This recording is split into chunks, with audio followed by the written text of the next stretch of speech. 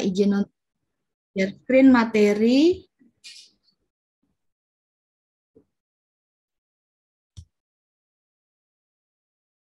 Pak Arief, apakah sudah tampak untuk materinya di layar? Sudah, baik, oke. Selamat siang, kita akan mulai untuk hari ini terkait dengan topik melindungi kesehatan pekerja di masa new normal. Oke.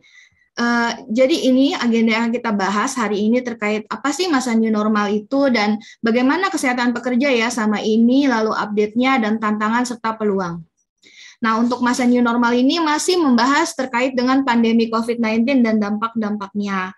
Nah, ini kalau boleh saya susun kronologis dari mulai perjalanan kita selama pandemi ini, dari mulai ada pelaporan di 2019, lalu adanya deklarasi outbreak dari WHO, lalu berjalan penetapan nama, lalu pelaporan 1 juta kasus, lalu ada varian-varian, bahkan kita juga mengalami yang namanya varian Delta yang cukup memprihatinkan ya terkait dengan mendadaknya orang bisa saturasinya turun ya, lalu juga mulai vaksinasi, lalu mulai ada varian Omikron dan apakah kita sudah saatnya mulai bersiap-siap menuju new normal pasca pandemi seperti itu.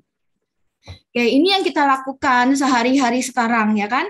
Cuci tangan pakai sabun. Wah, jadi kita lebih tahu bagaimana mencuci tangan pakai sabun. Oh, ternyata tidak bisa hanya pakai sabun 1, 2, 3, cuci air sebentar selesai. Tapi ternyata ada waktunya. Bagaimana bagian-bagiannya yang harus dicuci. Ini kita sudah belajar di masa pandemi ini. Lalu bagaimana etika batuk? Jadi waktu menggunakan masker kita harus tutup, bersihkan, membuang sampah, juga setelah itu cuci tangan. Ini sudah kita belajar juga waktu masa pandemi ini. Lalu waktu masa pandemi ini kita juga belajar bagaimana cara pakai masker yang benar. Mungkin kalau kita bicara, Bapak Ibu dan saya bicara, bahkan di dunia medis pun, tenaga kesehatan pun juga belum umum kalau di rumah sakit tahun-tahun dulu ya sebelum pandemi menggunakan masker. Tapi kalau sekarang Bapak Ibu ke rumah sakit, ke fasilitas pelayanan kesehatan, bahkan keluar rumah aja orang-orang sudah sangat paham bagaimana cara memakai masker yang benar gitu ya. Nah, jadi ya bagaimana Pak? Screen-nya belum kelihatan di kita. Oh, maaf. Yang saya katakan tadi, memakai masker, ya, yang saya bilang, bagaimana membedakan masker kain, masker bedah, masker masker yang N95, KN95. Tentunya Bapak Ibu, kalau kita bicara dulu sebelum pandemi, bahkan tenaga kesehatan pun juga, kalau saya bilang maskernya harus spesifikasinya seperti ini, itu masih pembahasannya cukup panjang. Tapi kalau sekarang maskernya N95 sudah pada tahu ya, FFP2 sudah pada tahu. Nah, bagaimana juga membuang masker secara benar? Oh, membuang masker itu tidak bisa hanya kita gumpal kayak membuang kertas lalu buang ke tempat sampah biasa. Bahkan sekarang di fasilitas pelayanan kesehatan, Bapak Ibu bisa lihat di beberapa rumah sakit ada tempat sampah khusus untuk limbah masker ya. Nah, juga bagaimana kita belajar terkait dengan vaksinasi. Oh, vaksinasi harus menggunakan, saya pakai vaksinasi jenis A. Oh, kalau jenis A itu dia dari ini. Mungkin Bapak Ibu juga sudah harus informasinya sudah banyak. Jadi terkait dengan pandemi ini kita belajar cukup banyak dan kita mempunyai kebiasaan-kebiasaan yang sudah kita lakukan. Oke. Izin Pak Denny, Pak Arief, ini sudah jalan slide-nya? Bisa berubah? Berubah, baik. Nah, sekarang juga ini ada sesuatu yang baru lagi di masa pandemi ini yang mungkin bisa kita katakan new normal juga. Kita sudah biasa keluar masuk bangunan public facility kita pakai Peduli Lindungi. Mungkin kalau dicek sekarang di handphonenya Bapak Ibu semua punya nih Peduli Lindungi ya. Karena sekarang kita perlu, bahkan di tempat kerja pun ranahnya, kita tetap pakai Peduli Lindungi. Nah, nanti ada PIC yang bagiannya memeriksa, oh yang kategorinya tidak sesuai, yang mana nih, yang nggak hijau nih gitu ya. Ini sangat membantu. Jadi arahnya sudah mulai ke digitalisasi. Jadi tidak ada orang yang bohong-bohong, saya kemarin antigennya negatif atau PCR-nya negatif, ternyata begitu dia dicek, wah statusnya konfirmasi. Atau ada yang misalnya, oh saya sudah vaksin sampai booster, ternyata bisa dicek juga di Peduli Lindunginya. Jadi sudah mulai area informasi itu sudah mulai terbuka ya.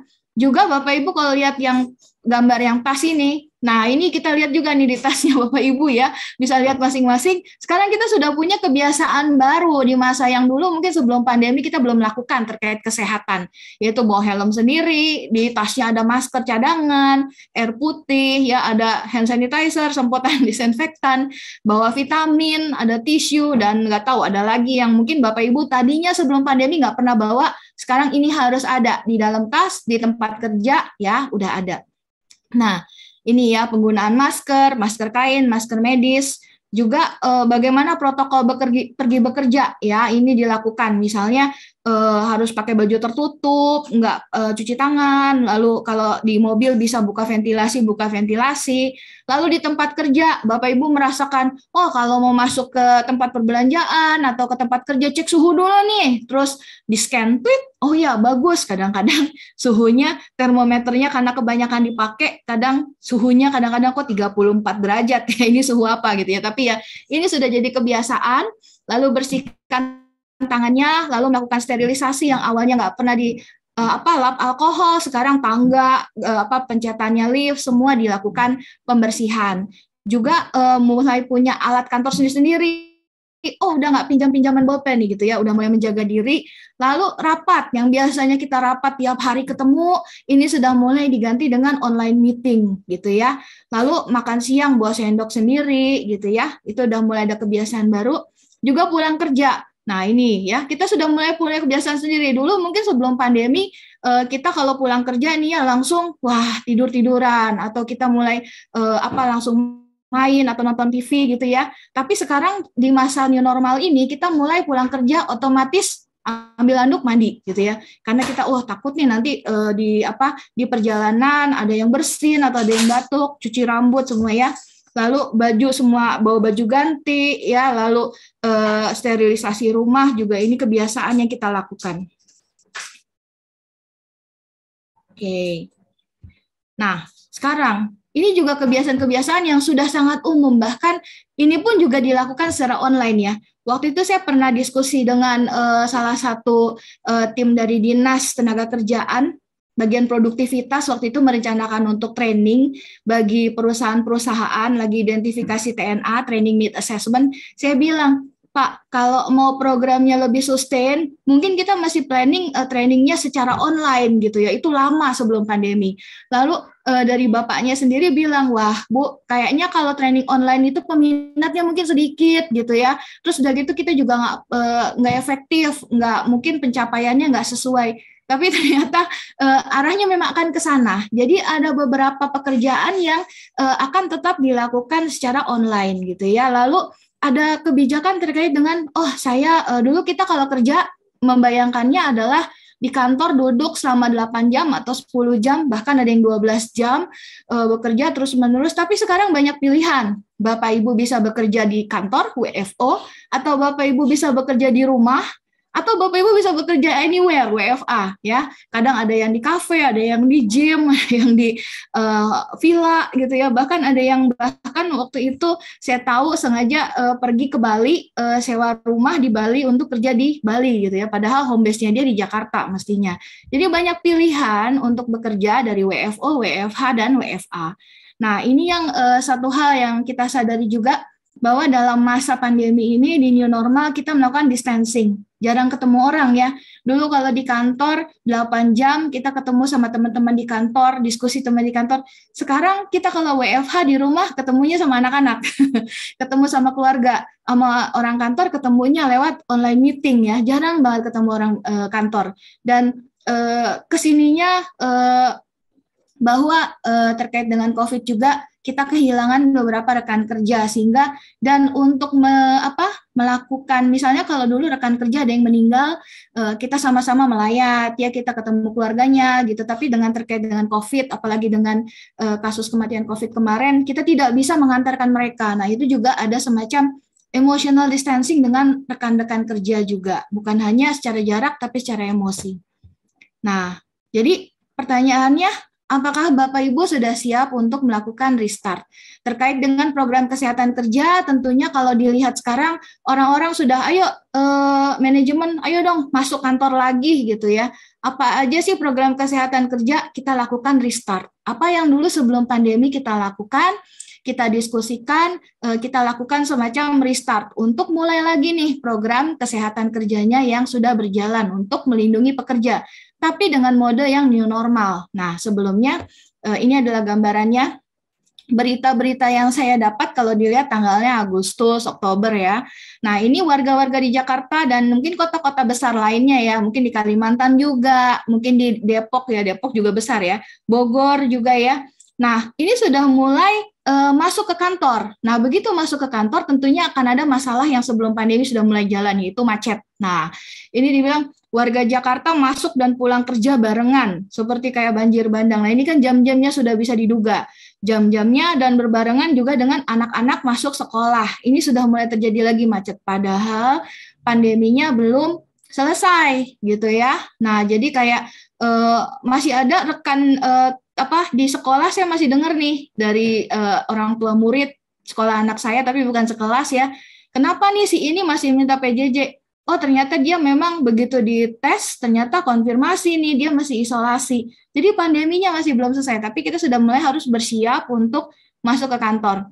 Yang kedua adalah terkait dengan selain macet di transportasi, membawa kendaraan sendiri di jalan, juga terkait dengan transportasi umum, bukan transportasi pribadi saja. Jadi kalau ini saya lihat di koran juga, di media sosial, bahwa ada beberapa stasiun, beberapa halte yang memang sedang diperbaiki atau sedang penyesuaian, dan tapi kita mau nggak mau harus tetap bekerja ya, the show must go on. Jadi ini padat sekali dan ini yang harus diidentifikasi juga. Nah, selanjutnya kita akan bahas terkait dengan apa yang sudah ada sebenarnya ya terkait kesehatan pekerja. Jadi ini apa yang sudah ada gitu ya, dan yang ini harus kita mulai restart lagi gitu ya. Nah, sekilas ini adalah regulasi-regulasi yang saya identifikasi mungkin kurang. Ini saya dapat semuanya dari website JDIH dari Kemenaker. Jadi teman-teman kalau misalnya mau cari peraturan untuk legal requirement, legal compliance, buka aja website JDIH Kemenaker atau teman K3. Dan untungnya kalau udah install Mika Pro juga bisa lihat juga di Mika Pro. Nah, jadi ini ada undang-undang ya 170 yang merupakan payung yang cukup besar untuk kesehatan kerja, ketenaga kerjaan, juga tentang sistem jaminan sosial, undang-undang kesehatan, undang-undang BPJS ya, tentang cipta kerja juga masuk karena nanti sekali perizinan di sana semua. Yang PP 33 tahun 2012 ini mungkin Bapak Ibu masih belum terlalu aware. Saya tahu beberapa manajemen belum terlalu aware, yaitu terkait dengan pemberian ASI. Nah, air susu ibu. Jadi banyak tempat kerja yang masih belum punya fasilitas atau kebijakan terkait dengan ASI pekerja. Jadi, ASI pekerja itu maksudnya apa nih? Mungkin menggelitik. Kita harus membuat kebijakan terkait pekerja wanita bisa melakukan pemberian ASI, entah dia dengan pumping, penyediaan ruang pumping, dan tidak mendiskriminasikan pekerja yang memberi ASI, misalnya pumping di tempat kerja gitu ya. Dia mah dikit-dikit pumping, dikit-dikit pumping. Nah, tapi kan itu sesuatu hal yang memang diperlukan untuk kesehatan ibu dan bayinya gitu ya. Nah, ini 50 tahun 2012 SMK 3 44 45 46 tentang jaminan, lalu 70 2015 dan yang lain-lainnya. Kalau peraturan kita sudah cukup banyak, nanti bisa dilihat di website terkait peraturan dan dilakukan evaluasi, legal evaluation. Require-nya Bapak Ibu apa aja? Karena terkait K3 semasa pandemi ini, K3 ini cukup menonjol ya. Terkait dengan pandemi ini, K3 itu dicari-cari orang gitu ya. Bagaimana nih K3-nya gitu ya? Bagaimana kesehatannya? Kalau ada COVID seperti apa? Nah, ini disadari bahwa K3 memang bisa ada yang regulasi berlakunya general untuk semua tempat kerja, tapi ada juga regulasi yang berlakunya untuk bidang-bidang tertentu gitu ya. Nah, itu silakan dilakukan evaluasi, requirement-nya apa aja dan compliance-nya kita sudah sampai berapa. Nah, ini Perpres ya yang baru 7 2019. Lalu juga ini ada Permenaker. Nah, yang saya kasih bintang itu sebenarnya saya waktu lagi membuat materi ini saya tertarik.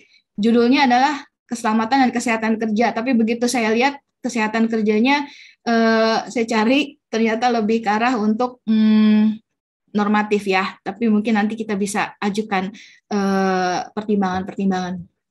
Nah, sebenarnya pelayanan kesehatan kerja untuk melindungi karyawan itu pekerja seperti apa sih? Nah, ini peraturan yang standar yang ada di regulasi yang mungkin bisa berlaku untuk hampir semua tempat kerja ya. Nah, ini. Jadi ini ada di Permenaker mengenai pelayanan kesehatan kerja. Nah, cara penyelenggaraannya bisa dilakukan sendiri oleh perusahaan atau oleh pihak lain bekerja sama. Yang paling penting adalah kita melakukan pelayanan kesehatan yang ada preventif, promotif, kuratif, rehabilitatif, dan rujukan. Nah, ini yang harus kita pegang bahwa nanti kalau Bapak Ibu mau restart, kita bikin misalnya kolom nih, bagaimana preventifnya kita gitu ya, bagaimana promotifnya kita, bagaimana kuratifnya kita dan rehabilitatif, dan rujukan kita apakah sudah ada gitu ya. Nah, preventif ini kalau kita menyelenggarakan sendiri, misalnya Bapak Ibu di perusahaan tempat kerjanya punya yang namanya unit atau upaya pelayanan kesehatan kerja gitu ya. Nah, ini kita lakukan, misalnya melakukan pembinaan minimal 1 bulan sekali, itu dicatat. Misalnya melalui metode di masa new normal ini dengan Zoom, atau misalnya mau tatap muka, itu sangat bebas sekali. Atau Bapak Ibu melakukan melalui poster, atau melakukan melalui lewat WhatsApp group atau Telegram, itu bisa gitu ya. Dan dilakukan pengawasan atau pembinaan lingkungan kerja minimal 2 bulan sekali. Nah, ini adalah di peraturan seperti ini, kalau diselenggarakan sendiri. Lalu, untuk kuratif dan rehabilitatifnya seperti apa? Nah, ini pernah ada pertanyaan juga di salah satu grup member kedokteran kesehatan kerja ya. Jadi kita punya organisasi profesi, beberapa organisasi profesi, di salah satu grup itu ada yang menanyakan, ada nggak sih pelayanan standar yang menyatakan bila perusahaan menyediakan dokter perusahaan. Nah, ini mungkin bisa regulasi yang dijadikan rujukan bahwa kalau misalnya ada jumlah tenaga kerja berapa tertentu, itu sebaiknya memang ada dokter perusahaannya, seperti itu. Nah, ini misalnya selama hari kerja dan selama ada shift kerja dengan 500 orang tenaga kerja atau lebih. Kalau menyelenggarakan sendiri, ada dokter perusahaannya, gitu ya, setiap hari kerja. Namun kalau untuk shift kerja kedua dan seterusnya, bisa dilakukan oleh para medis atau perawat, seperti itu. Lalu rujukan, ini yang tidak kalah penting. Ini kalau misalnya memang statusnya adalah sakitnya sakit biasa ya, dalam arti batuk ringan, pilek gitu ya. Nah, itu mungkin bisa dilakukan di dalam gitu ya. Tapi bagaimana kalau memerlukan penanganan lanjutan? Nah, ini tentunya kita masih menentukan bila ada kecelakaan kerja yang sifatnya berat harus rujuknya kemana. Ini juga dilakukan kerjasama dengan fasilitas pelayanan kesehatannya. Misalnya Bapak Ibu, misalnya nih tadi saya catat ada yang di Kolaka Utara ya, kerja di satu perusahaan dengan jumlahnya misalnya 500 atau 600 orang.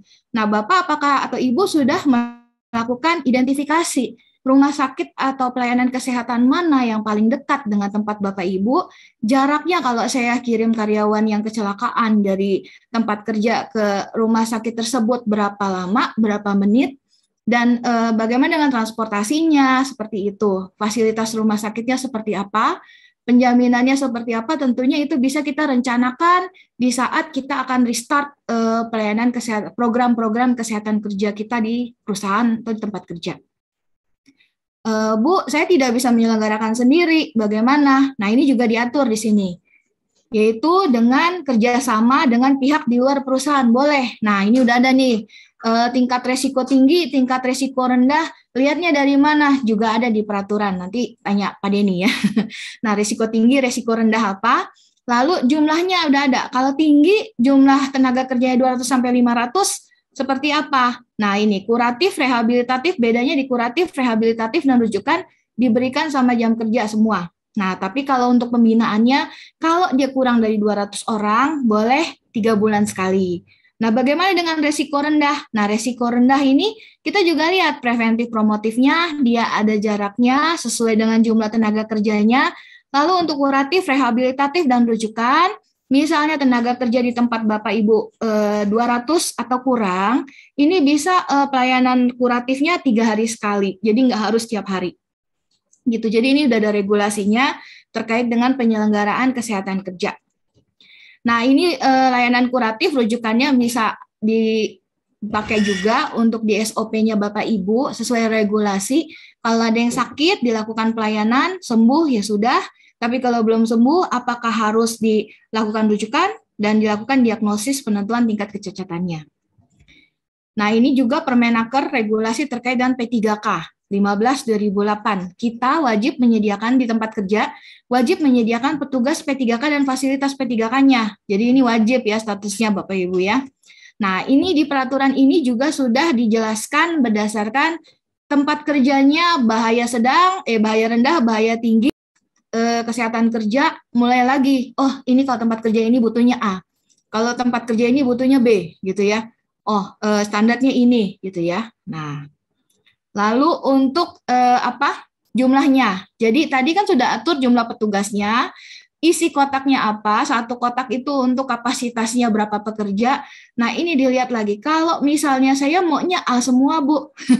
Kotaknya A tapi banyak, boleh gitu ya. Saya pekerjanya 50, tapi saya maunya kotak A aja boleh. Jadi satu kotak B disetarakan dengan 2 kotak A, seperti itu. Nah, ini juga Kemenaker 68 tahun 2004 tentang P2 pencegahan dan penanggulangan HIV/AIDS. Nah, ini sesuatu hal yang tidak bisa kita hindari karena dengan adanya pandemik ini orang lebih banyak di rumah ya. Mungkin saya sendiri merasa bahwa oh HIV mah jauh dari saya ya. Tapi ternyata orang yang hidup dengan HIV positif itu lebih dekat dari perkiraan kita dan mereka sebenarnya perlu untuk didampingi, bukan untuk dimusuhi atau didiskriminasi atau distigma seperti itu. Jadi kita sempat dari organisasi profesi melakukan training untuk perusahaan-perusahaan pilot project yang mau mulai belajar terkait dengan program P2 HIV di tempat kerja. Nah, dari situ memang masih banyak hal yang harus disepakati dalam satu pengertian bahwa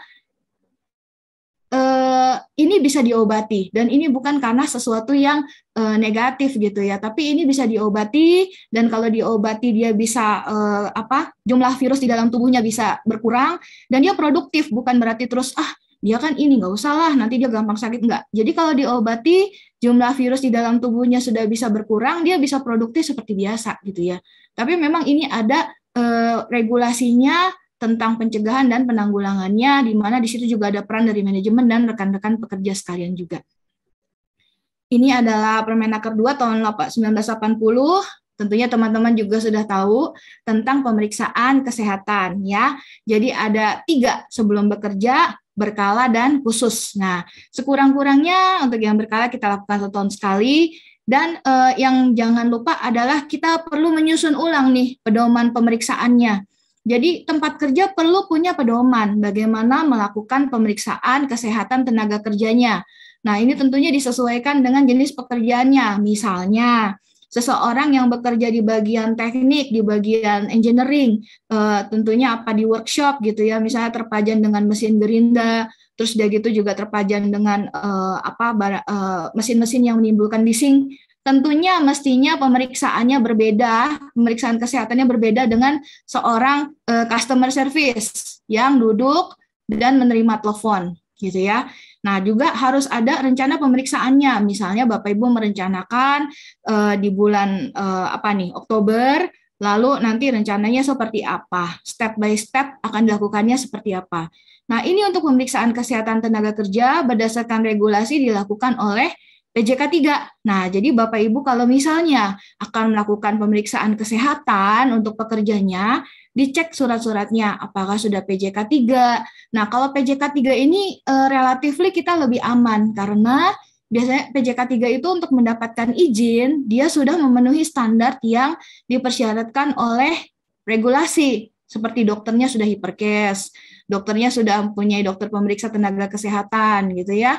Juga untuk format laporannya juga mereka sudah distandarisasi seperti dalam regulasi. Nah, nanti kalau Bapak Ibu sudah melakukan pemeriksaan, ini jangan lupa dilaporkan ya. Ada perusahaan yang pernah saya diskusi sudah melakukan, sudah pernah MCU, kan bilangnya MCU ya, sudah pernah MCU, sudah Bu, gitu, sudah dilakukan, saya lihat, ya memang udah ada hasilnya ya, terus itu sudah dilakukan setengah tahun yang lalu, 6 bulan gitu ya, ini dilaporin nggak? Hah, emang masih dilaporin? Jadi Bapak Ibu, kalau sudah melakukan pemeriksaan kesehatan tenaga kerja, tolong hasilnya secara rekap dilaporkan. Dilaporkannya kemana? Ke Kementerian dan Dinas Ketenagakerjaan. Jadi kalau misalnya mau lihat di teman K3 juga ada ya, cuman saya belum pernah melakukan pelaporan lewat teman K3, tapi nanti bisa dicoba. Kalau dulu yang saya lakukan hard copy, tapi berlanjut saya coba laporkan juga soft copy juga boleh gitu ya. Mungkin sekarang bisa ke teman K3 juga.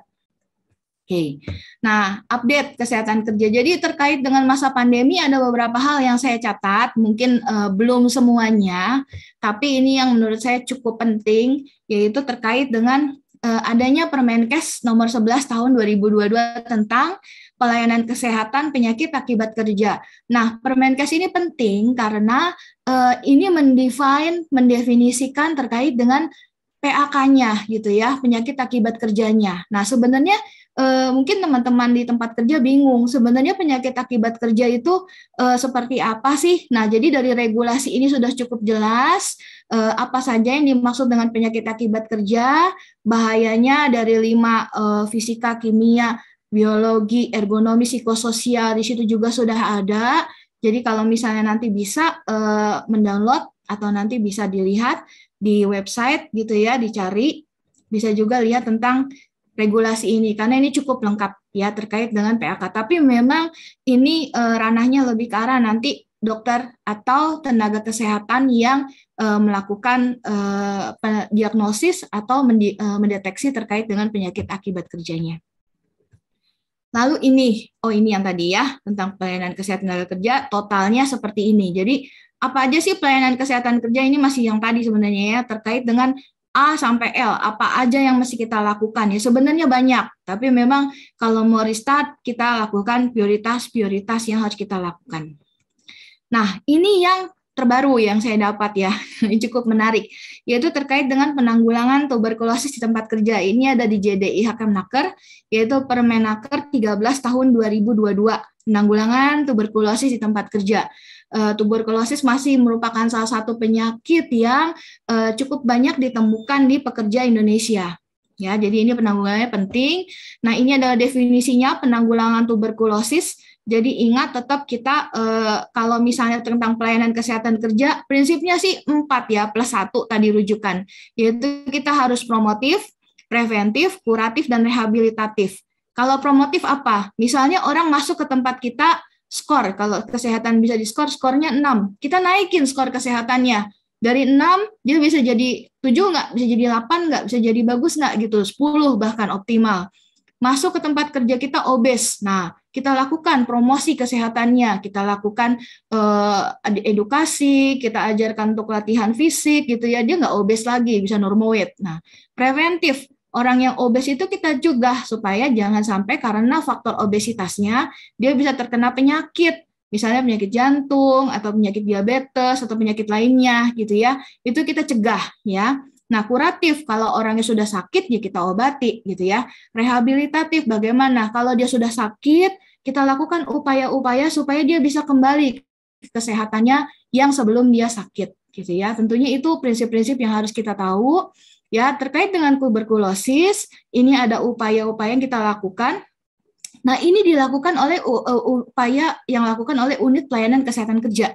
Jadi ini bisa dilakukan oleh Bapak Ibu di tempat kerja sebenarnya, yaitu yang pertama adalah menyusun kebijakan ya bahwa pekerja yang TB itu tuberkulosis jangan malah didiskriminasi gitu ya. Misalnya ada promosi, kan dia lagi sakit tuberkulosis, nggak usah lah, jangan dia lah yang dipromosi gitu ya, padahal dia mampu gitu ya. Ataupun pekerjaannya tidak tersangkut dengan penyakitnya, tapi dia didiskriminasi. Nah, seperti itu juga untuk tidak dikeluarkan dari tempat kerja. Oh, kamu sakit sih, udahlah kamu jangan kerja di sini lagi. Nah, itu tidak boleh ya Bapak Ibu ya. Kalau ada orang yang karena sakitnya dikeluarkan dari tempat kerja. Lalu yang kedua adalah upaya terkait sosialisasi dan edukasi. Apa sih tuberkulosis itu, bagaimana pengobatannya, apa yang bisa ditimbulkan bahayanya, seperti itu. Lalu yang dilakukan adalah penemuan kasus. Nah, ini bisa lewat berbagai cara. Misalnya lewat konsultasi ke unit pelayanan kesehatan kerjanya, lalu atau melalui medical check up ya. juga bisa melakukan penanganan dan pemulihan sesuai dengan pedoman nasional. Jadi di nasional Indonesia ini untuk pengobatan tuberkulosis itu kalau Bapak Ibu lakukan di puskesmas atau di rumah sakit sebenarnya gratis. Nah, gratis selama waktu tertentu berdasarkan pemeriksaan, tapi biasanya antara 6 bulan sampai 9 bulan. Nah, ini sebenarnya gratis buat perusahaan kadang-kadang kayak, oh berobatnya 6 bulan dok, wah gimana ya gitu ya. Nah itu sebenarnya kita bisa matchingkan atau kita sinkronisasi dengan program nasional. Nah tapi memang harus dibuat kerjasama atau diskusi dulu, satu pemahaman dengan layanan kesehatan, tentunya kan ini program nasional, dari puskesmas atau klinik atau dinas kesehatan juga sudah mengerti penanggulangannya seperti apa. Seperti itu juga pemulihannya. Misalnya dia ada hal yang tadinya paru-parunya fungsinya sekian, tapi karena dia mengenai tuberkulosis, terlambat diobati atau ada faktor lain sehingga fungsi paru-parunya menurun. Nah, ini kita lakukan pemulihan. Misalnya lewat fisioterapi atau ada upaya lain yang disarankan. Ini adalah salah satu hal yang diatur di terkait dengan regulasi penanggulangan tuberkulosis di tempat kerja. Nah, ini contoh-contoh yang saya tadi sampaikan secara singkat ya, manajemen kasus. Nah, ini yang menarik terkait manajemen kasus TB. Pertanyaannya, berapa lama orangnya harus istirahat? Nah, ini diatur di sini Bapak Ibu. Jadi kalau ditanya, misalnya ada karyawan baru tahap awal pengobatan nih ya, didiagnosis, oh ini tuberkulosis. Dari peraturan ini bisa diberikan istirahat sakit paling sedikit, jadi paling sedikit 2 minggu, tapi di tahap awal pengobatan. Nah ini juga harus bekerja sama dengan dokter yang merawat ya, seperti apa. Oh ini benar nih dok, lagi tahap awal pengobatan, istirahatnya berapa? 2 minggu. Nah ini memang sudah diatur di regulasi ini. Lalu pasiennya juga harus kita pantau minum obatnya. Kadang sudah dikasih obat, tapi kan kadang pekerja juga ada yang tipe-tipe orang berbeda ya, ada yang rajin gitu ya, mau sembuh, ada yang minum obat, nggak minum obat sehari nggak apa-apa. Nah ini juga kita harus pantau, ada rekan kerja atau atasannya yang memantau kepatuhan minum obatnya. Nah sekarang sudah mau sampai di akhir ya Bapak Ibu ya, bagaimana tantangan dan peluang untuk peningkatan. Kalau tadi program kesehatan kerjanya sudah existing nih, udah ada gitu ya. Nah, bagaimana kita bisa upgrade nih dengan tadi di awal-awal ada terkait dengan masa new normal. Nah, bagaimana kita melihat suatu tantangan itu kalau di ISO kan juga ada mengidentifikasi ya opportunity. Nah, ini merupakan COVID-19 ini di masa new normal ini bisa jadi satu opportunity untuk kita berubah menjadi lebih baik. Nah, ini yang saya dapat dari satu penelusuran bahwa ada survei kecil-kecilan ya, ini ya dari World Trend Index Microsoft ya, bahwa 66 karyawan Indonesia enggan WFO. Ini juga masih disuarakan di media sosial terkait dengan macet, transportasi bis dan kereta yang cukup padat, lalu juga banjir, hujan gitu ya.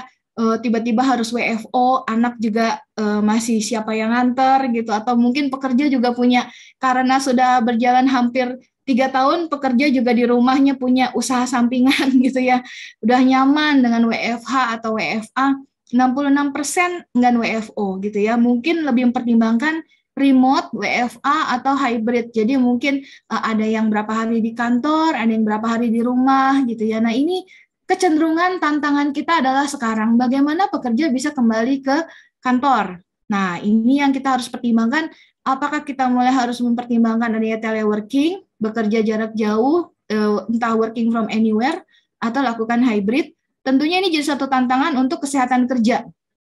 Bagaimana ya office ergonomiknya kalau dia di kantor. Kalau berada di tempat kerja, tempat Bapak Ibu, mejanya standar. Nah, terus ada bangkunya juga standar, bangkunya ada armrest gitu ya, mouse-nya juga standar, monitornya juga besarnya standar, ada ganjelannya, AC-nya juga ada, suasananya juga standar. Tapi kalau di rumah bagaimana? Kerja di warung kopi gitu ya, di kafe. Mejanya ya kadang di sofa sama meja, saya sering kalau di kafe gitu, ini ambilnya saya nggak suka kalau yang di sofa, karena saya nggak bisa, laptop saya nggak enak gitu, nggak ergonomis kalau menurut saya. Nah, apalagi kalau di rumah yang kerjanya pakai kursi plastik, nah, itu yang, atau bahkan sambil duduk di lantai. Nah, itu yang perlu dipertimbangkan untuk mengidentifikasi kalau teleworking, bagaimana pengaturan yang baik, dan juga bagaimana office ergonomiknya. seperti itu.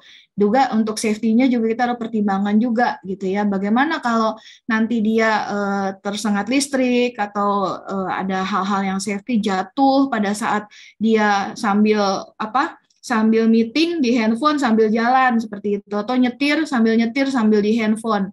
Nah, itu aspek-aspek seperti itu yang perlu kita pikirkan dan dimasukkan ke risiko HRA atau Safety Risk Assessment. Juga yang tidak kalah penting adanya long working hour. Yang perlu kita jadikan pertimbangan adalah tantangan pada saat masa new normal adalah sering terjadi adalah kita jam kerjanya jadi lebih panjang, long working hour. Dari World Health Organization sebenarnya pada saat pandemi itu mengidentifikasi bahwa kalau lebih dari 55 jam per minggu itu memang meningkatkan risiko terkait dengan kardiovaskular. Seperti yang kita tahu juga nanti Bapak Ibu kalau mulai melakukan pemeriksaan kesehatan karyawannya di tempat kerja, beberapa pekerja cenderung lebih gemuk dan memang ada yang beberapa sudah mengalami metabolic syndrome karena pola makan pada saat bekerja di rumah itu berbeda dengan waktu bekerja di kantor ya Bapak Ibu ya. Kalau di kantor mungkin makanannya itu aja, bahkan kalau tempat kerja yang mempunyai benefit untuk makan di tempat kerja kan sudah diatur tuh, dihitung sayur, proteinnya berapa gitu ya. Tapi kalau di rumah dikit-dikit pesan online datang, apa saja yang kita mau pesan online datang. Padahal gerakannya mungkin pekerjaannya di rumah lebih sedentary, sambil duduk, sambil rebahan, sambil tiduran gitu ya. Sehingga memang akan banyak pekerja Bapak Ibu yang perlu wellness program nantinya ke depan. Nah, ditambah dengan long working hour, pagi sampai jam 4 meeting. Kerjaannya baru dikerjainnya nanti malam kalau udah selesai meeting. Atau bahkan bisa mendapat juga fatigue ya, kayak misalnya meeting jam 8 sampai jam 10 meeting sama finance, jam 10 sampai jam 12 meeting safety, jam 1 sampai jam 4 meeting sama CEO, meeting terus, dan itu semua dilakukan lewat Zoom. Nah, terus nanti bekerjanya kapan? Ngerjain ngetiknya sampai jam 12 malam, karena besok udah deadline. Nah, long working hour ini selain menyebabkan fatigue, juga mungkin menyebabkan jadi lebih sedentary, duduk terus gitu ya, juga stresnya juga tinggi di situ. Sehingga tantangan berikut yang disampaikan adalah work-life balance. Waktu melakukan working from anywhere, working from home, ini yang perlu diidentifikasi adalah terkait dengan work-life balance. Yaitu pada saat kita di rumah, kita tidak hanya sebagai seorang karyawan, walaupun itu jam kerja ya, jam 8 sampai jam 4, setengah 5. Tapi waktu kita berada di rumah, kita juga sebagai seorang anggota keluarga, misalnya sebagai seorang ibu, sebagai seorang bapak, sebagai seorang anak, atau sebagai suami atau istri. Nah, di sini perlu diatur bagaimana kita menghadapi tantangan work-life balance saat karyawan bekerja di rumah, dimanapun, atau bahkan bekerja di kantor. Karena sudah 3 tahun kita bekerja di rumah, ada beberapa kebiasaan yang sudah kita terlanjur lakukan, dan pada saat kita akan bekerja ke kantor, itu mungkin akan berubah lagi. Nah, ini yang harus diidentifikasi. Nah, jadi ini sebenarnya sudah ada buku yang kami susun dari organisasi profesi waktu itu, bekerja sama dengan ILO dan Kemnaker, menyadari bahwa ternyata setelah kita baca-baca lagi, pandemi ini tidak hanya ada COVID gitu ya, mengingat masa-masa yang lalu, flu Spanyol, Ebola gitu ya, akan ada pandemi-pandemi yang mungkin kita harus tackle atau kita atasi dari sekarang. Terkait hazard biologi ini, kita perlu masukkan ke dalam health risk assessment. Jadi terkait COVID tentunya health risk assessment-nya harus kita mulai update untuk memasukkan potensi COVID. Kalau ada COVID di tempat kerja ini bagaimana gitu ya, karena memang COVID sendiri belum tereliminasi sepenuhnya gitu.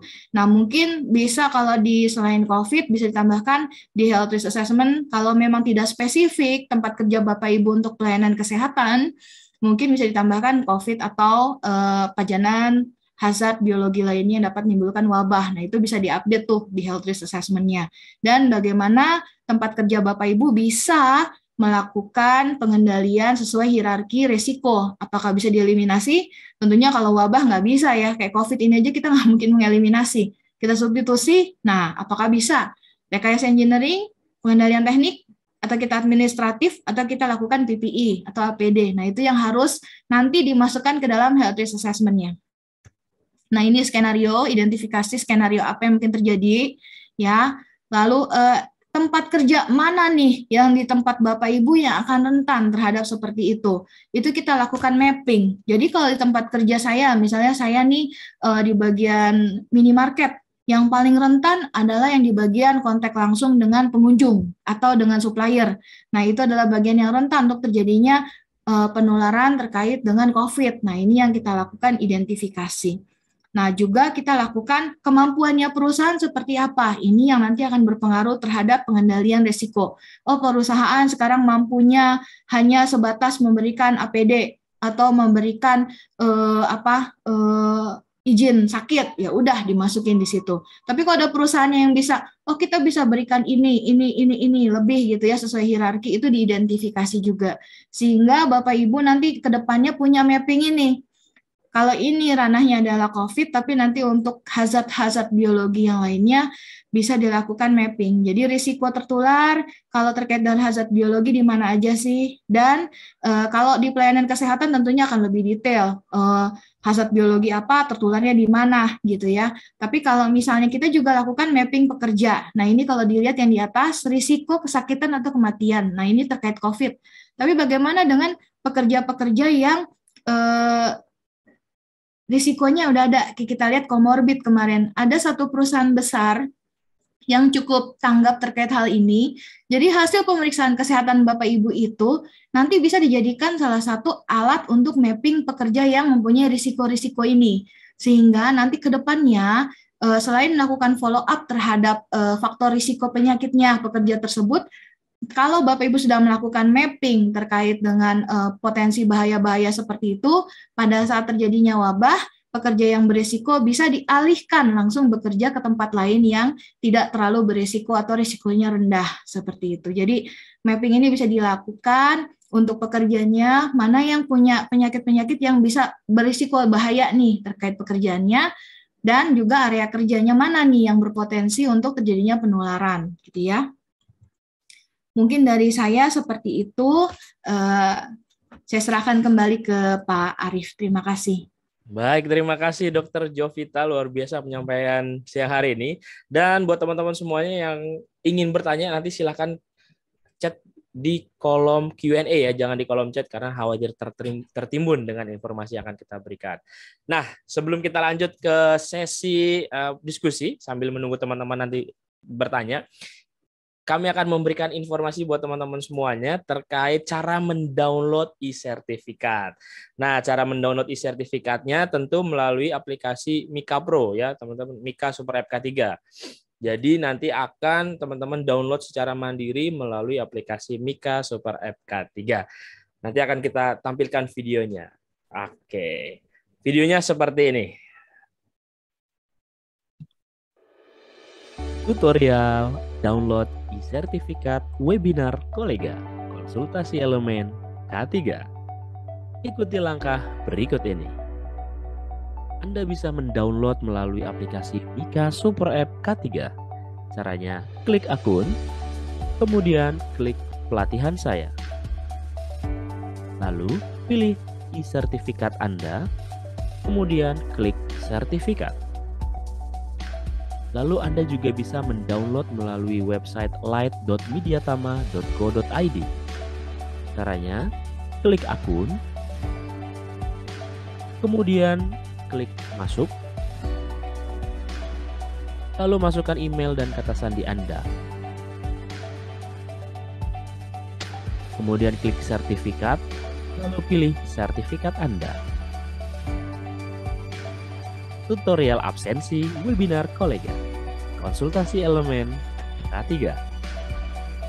Klik link absensi yang diberikan di kolom chat Zoom, kemudian isi seluruh kolom dengan lengkap. Lalu klik kirim.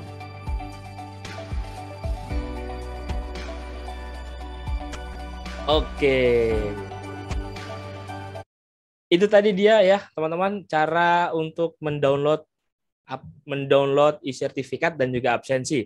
Nah, absensi nanti akan kita bagikan setelah ini ya. Jadi buat teman-teman semuanya bisa untuk mengisi absensi ya. Nanti akan kita bagikan di kolom chat Zoom. Oke. Nah. Baik, sebentar. Oke, sudah tampil ya Pak Denny? Lagi loading? Lagi loading. Nah, sudah. Oke, teman-teman, sebelum nanti kita lanjut ke sesi diskusi, ada beberapa informasi untuk teman-teman semuanya. Dimulai dari teman-teman silakan untuk bisa mensubscribe channel YouTube-nya Kak Cik Denny, karena di sini akan ada banyak sekali video-video tentang K3 dan juga mengenai rekaman webinar Kolega Media Tama akan ditampilkan juga di channel YouTube-nya Kak Cik Denny. Jangan lupa untuk klik loncengnya supaya tidak ketinggalan video-video terbaru yang diupload oleh channel YouTube Kak Cik Denny. Dan juga ada beberapa informasi mengenai perpanjangan lisensi dan juga beberapa sertifikasi. Ya, silakan Kak Cik Denny. Oke, terima kasih Pak Arif, Pak Bu Dr. Jovita. Hari ini kita belajar mengenai new normal ya di masa COVID-19. Nah, bagi Bapak Ibu semua, teman-teman semua yang punya SKP dan lisensi, nah SKP dan lisensi itu ada masa berlakunya. SKP itu 3 tahun ya Bapak Ibu semua ya. Segera diupdate ya untuk diperpanjang. Sedangkan kalau yang lisensi itu ada yang 3 tahun, ada yang 5 tahun. Segera diupdate juga. Kenapa? Karena kalau sudah lebih dari 1 tahun untuk mengupdate dan kita belum update, nah bisa jadi nanti Bapak Ibu semua harus refreshment. Ya, ini kita ada promo nih teman-teman semua. Nah, untuk sertifikasi SMK 3 dan untuk pabrik dan kontraktor, ini juga kita ada promonya nih teman-teman semua ya. Pastikan Bapak Ibu semua sudah tersertifikasi perusahaannya untuk dapat ikut tender di pemerintahan atau tender swasta, khususnya BUMN. Nah, kalau ada yang mau langsung dapat 4 sertifikat, nah ini bisa juga langsung ikut yang 4 sertifikasi untuk perusahaannya, hanya 45 juta saja. Nah, kalau Bapak Ibu semua ingin ya totalitas di bidang K3, ikutlah yang ahli K3 umum. Kenapa? Karena banyak sekali persyaratan-persyaratan di ya lowongan-lowongan kerja mewajibkan sertifikat ahli K3 umum. Nah, ini kita ada pakai promonya nih teman-teman semua ya. Nah, kalau pendidikannya SMA, SMK, ikutnya yang ini ya, yang versinya BNSP. Ini nanti kita akan mulai di hari Senin ya. Senin, Selasa, Rabu itu ada teori. Hari Kamisnya kita pra-asesmen dan praktek, dan hari Jumatnya kita uji kompetensi. Nah, ini ya dari sertifikat BNSP. Khusus teman-teman semua yang pendidikannya SMA. Pak, kalau kami Pak yang sudah ahli K3 umum atau pendidikannya D3 gimana? Nah, kalau teman-teman sudah ahli K3 umum Kemenaker, tidak perlu lagi pelatihan, langsung uji kompetensi saja, itu bisa ya. Terus alumni itu hanya 550.000 saja, dan yang non-alumni hanya 750.000 saja. Nah, kalau sudah punya sertifikat ahli K3 umum, lanjut ke sertifikat auditor SMK 3, karena syarat auditor SMK 3 harus ahli K3 umum. Nah, ini juga sangat terjangkau sekali, Bapak Ibu semua. Hanya 2 jutaan saja Bapak Ibu semua sudah tersertifikasi auditor. Lalu berikutnya, teknisi K3 listrik. Nah, ini bagi teman-teman semua yang pendidikannya SMA, SMK. Ya, kalau kerja di kontraktor bidang kelistrikan harus punya lisensi. Apa itu? Teknisi K3 listrik. Tapi kalau pendidikannya D3, nah ini kita ada ahli K3 listrik. Ini full tatap muka selama 18 hari. Kalau kerjanya di kontraktor konstruksi atau pengen kerja di kontraktor konstruksi, pastikan Bapak Ibu semua sudah punya sertifikat, yaitu ahli muda K3 konstruksi. Apalagi Indonesia sekarang sedang membangun ya, jadi sangat banyak dibutuhkan untuk kompetensi ahli muda K3 konstruksi. Nah, kalau kita mengawasi peranca, pastikan harus punya supervisor K3 peranca ya, mengawasi dan merencanakan. Tapi kalau kita membangun atau menginstal dan membongkar ya si peranca tersebut harus punya certified teknisi K3 peranca. Ini sertifikatnya dari Kementerian Ketenagakerjaan. Kalau kita tergabung di dalam tim tanggap darurat, pastikan harus punya minimal punya petugas peran kebakaran kelas D ya. Dan kalau kita tim ya P3K, nah ini juga harus punya certified petugas P3K dari pihak Kementerian Ketenagakerjaan. Nah, kalau kita kerja di ketinggian, misalkan nih seorang welder atau seorang supervisor teknisi K3 peranca tadi harus punya nih ya certified K3 ketinggian. Kalau bekerja di ketinggiannya masih di atas platform berupa scaffolding, itu Bapak Ibu semua harus punya minimal certified TKBT 2, dan kerja bangunan tinggi. Sedangkan kalau bekerja yang sudah bergelantungan menggunakan akses tali seperti kerja di tower-tower listrik, ya, tower-tower BTS, harus punya TKPK, ya, TKPK 1 ya. Nah, ini kita ada prakteknya langsung nanti Bapak Ibu semua ya. Nah, ini juga banyak sekali yang menanyakan lisensi forklift. Nah, lisensi forklift banyak yang palsu nih Bapak Ibu semua ya. Nah, ini kita ikut yang aslinya ya. Nah, ini juga nih ya, kalau Bapak Ibu semua seorang dokter, nah dokter pun harus punya certified, apalagi kalau dokter perusahaan namanya Hiperkes. Sedangkan kalau dia seorang paramedis, dia juga harus punya Hiperkes paramedis seperti perawat ya. Nah, ikutnya yang ini kalau emang kerjanya di sebagai paramedis atau di ruangan pelayanan kesehatan ya. Nah, ini adalah ATK standar yang didapatkan oleh peserta. Ya, kalau ikut pelatihan ada tas, buku agenda, lencana, kartu flash BCA ya, pulpen dan lain sebagainya. Termasuk juga ada kemeja merah untuk yang pelatihan-pelatihan secara umum dan kemeja auditor SMK 3 itu berwarna putih. Kita kirimkan melalui Tiki ya. Nah, kalau Bapak Ibu semua tertarik melihat jaket yang saya gunakan, Bapak Ibu semua bisa membelinya di Mediatama Online Shop di Tokopedia ya, jika ada di sana, termasuk juga souvenir-souvenir yang kita tampilkan tadi. Nah, kalau Bapak Ibu semua pengen cicilan juga, cicilan 0% dengan menggunakan berbagai kartu kredit, ya silakan masuk ke Mediatama Online Shop ya, bisa cicilan untuk ikut pelatihan. Termasuk juga harganya lebih murah ya. Oke, silakan dilanjutin Pak Arif. Oke, nah teman-teman, Mediatama kini hadir dengan salah satu platform baru yaitu Milea, Mediatama Learning Academy berupa e-course K3. Jadi teman-teman bisa belajar secara mandiri melalui laptop ataupun juga handphone teman-teman mengenai K3 ataupun di luar K3 yang bersifat umum juga ada untuk di e-course K3 nih. Dan kebanyakan memang ini di sini akan ada banyak sekali untuk materi-materi atau e-course tentang K3. Silakan teman-teman bisa dibuka melalui browsernya di milea.app. Nah, kemudian teman-teman, jika teman-teman semua nih yang sedang mencari kerja, jangan khawatir, di mediatama.co.id kita sudah ada menu untuk mencari kerja ya. Silakan teman-teman klik aja tombol karir, kemudian nanti akan ada banyak sekali menu-menu yang lamaran kerja yang akan teman-teman bisa lamarkan ya di sana, dan juga tentunya sesuai dengan lokasi teman-teman dan juga salary yang teman-teman inginkan. Dan juga tentunya harus memasukkan CV yang menarik teman-teman. Di aplikasi Mika Super App K3 juga ada untuk membuat CV secara online dan ini gratis. Caranya gampang, tinggal klik aja buat CV online, kemudian tinggal dipilih template-nya, lalu isikan saja kolom-kolomnya yang kosong dan juga beberapa dokumen pendukung supaya teman-teman bisa dilirik oleh para recruiter. Dan juga tinggal klik selanjutnya, otomatis nanti CV teman-teman sudah bisa di-download. Tinggal klik download sekarang. Atau juga bisa nih, klik akun, nanti history CV teman-teman bisa kelihatan di sini. Nah, klik history CV, nanti langsung ada CV yang teman-teman buat. Oke, menarik lagi nih teman-teman, di aplikasi Mika Super App K3 itu bisa mendapatkan uang sebesar 3 jutaan per bulan. Caranya gampang, silahkan teman-teman buka aplikasinya, lalu ada tulisan referral. Di sini ada menu referral, klik akun, kemudian ada menu referral. Nanti teman-teman silahkan kopikan atau salinkan kode referral ini kepada teman kita yang ingin mengikuti pelatihan yang ada di Mediatama. Contoh misalkan ingin mengikuti ahli K3 umum. Nanti jangan lupa teman kita suruh dia untuk memasukkan kode referral punya kita. Dan ini nanti kita akan mendapatkan 5% dari harga pelatihannya. Dan ini berlaku hanya untuk pelatihan yang berbayar. Jadi kalau untuk yang gratis seperti hari ini, itu tidak berlaku. Jadi hanya untuk yang berbayar saja. Dan kalau misalkan harga pelatihannya ini 6 juta ya, kali 5% berarti sekitar 300.000. Kalau misalkan satu orang, kalau misalkan ada 10 orang bisa mendapatkan 3 juta per bulan, teman-teman. Silakan dimanfaatkan untuk menu referral ini dan bisa disebar juga untuk pelatihan-pelatihannya ya.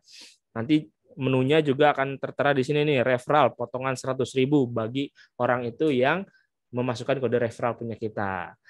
Kemudian juga nih untuk cara penarikan saldonya seperti apa? Nah, tinggal klik aja pertama, klik menu referral, lalu tambahin dulu rekening kita, klik ubah rekening, nanti tambahkan dulu untuk rekening pribadi milik kita. Nanti klik simpan, kemudian buka lagi yang tadi menu referral, nanti langsung kita klik tarik saldo. Kemudian masukkan jumlah tarik saldo yang teman-teman inginkan, tapi minimalnya harus 1,3 juta terlebih dahulu baru bisa mengajukan untuk withdraw ataupun penarikan saldo. Nah, cara share-nya juga gampang, teman-teman. Silahkan buka beberapa pelatihan yang ingin di-share, kemudian klik titik 3 yang ada di atas, nanti langsung teman-teman bisa mengunduh flyer-nya dan juga bisa chat ke PIC yang tertera di dalam informasi yang ada di aplikasi. Bisa hubungi WhatsApp dan juga langsung menghubungi tim PIC kami dan juga bisa mengunduh proposal setiap pelatihannya. Nah, jika ada yang ingin informasi lebih lanjut mengenai pelatihan sertifikasi Kemnaker RI, BNSP, ataupun in-house training, teman-teman silakan bisa hubungi nomor yang tertera di depan dan juga bisa WhatsApp ke tim kami di ada Mbak Risma, ada Mbak Soka, dan juga ada Pak Beni. Dan juga jangan lupa teman-teman untuk bisa memfollow akun Instagram kami di @mediatama dan juga Facebook Tama Media Tama Sertifikasi. Jangan lupa subscribe channel YouTube-nya Kak Cik Deni dan juga follow akun TikTok-nya Kak Cik Deni. Oke, terima kasih. Nah, ini sudah mulai banyak nih untuk yang bertanya. Silakan Pak Deni dan juga Dr. Jovita. Oke, kita lanjut pertanyaan ya Bapak Ibu semua ya. Silakan Bapak Ibu semua kalau ada mau tanya, masukkan pertanyaan tersebut di Q&A ya. Nah, silakan diajukan. Nanti di sesi ketiga kita akan ada langsung berbicara dengan Ibu Dr. Jovita. Lanjut pertanyaan dari Adina Fikri. Nah, ini pertanyaannya secara umum nih, ya bagaimana nih Dok kalau untuk merestart pekerjaan di sebuah tempat kerja? Nah, secara umum saja dari paparan yang dokter bisa infokan tadi. Silakan Dok. Baik, terima kasih Pak Deni, Pak Arief. Ini Ibu Adina ya, atau Mbak Adina Fikri ya. Jadi bagaimana kita K3 di perusahaan untuk merestart? Nah, ini yang saya makanya restart adalah dengan adanya pandemi ini kita masuki masa new normal. Sebentar lagi juga mungkin akan ada perubahan-perubahan lagi terkait prokes ya, cuman saya kurang tahu kapan karena di Amerika sudah mulai berjalan. Kita tinggal nunggu adaptasinya nanti di Indonesia. Saya tidak mau terlalu prematur mengungkapkannya, tapi kita restart itu pertama kalau yang saya lakukan adalah kita harus mood ke lapangan, Bu Adina.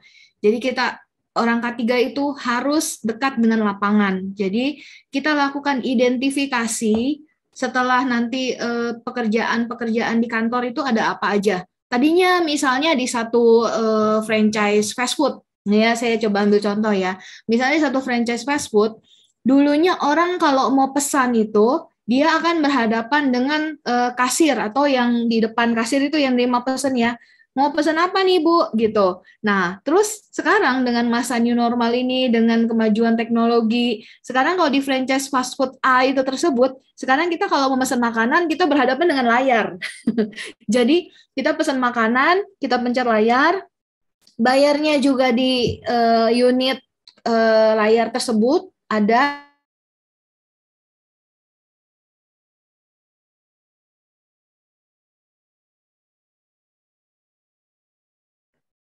Nampaknya ke freeze.